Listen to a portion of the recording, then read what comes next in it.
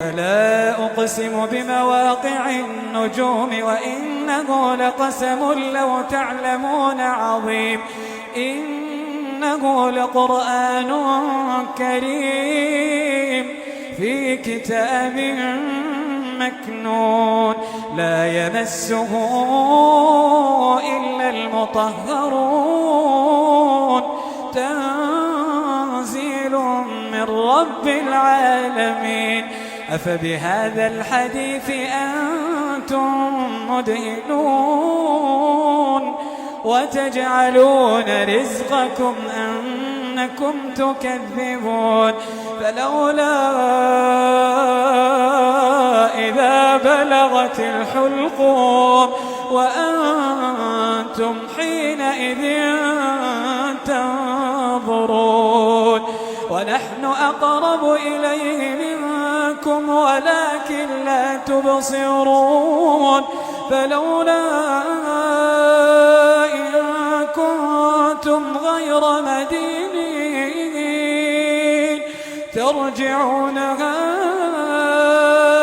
إن كنتم صادقين فأما إن كان من المقربين فروح وريحان وجنة نعيم فأما إن كان من المقربين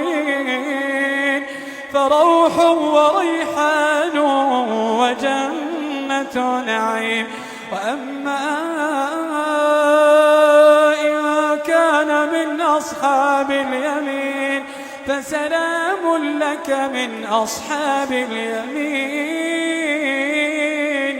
فسلام لك من أصحاب اليمين وأما إن كان من المكذبين الضالين فنزل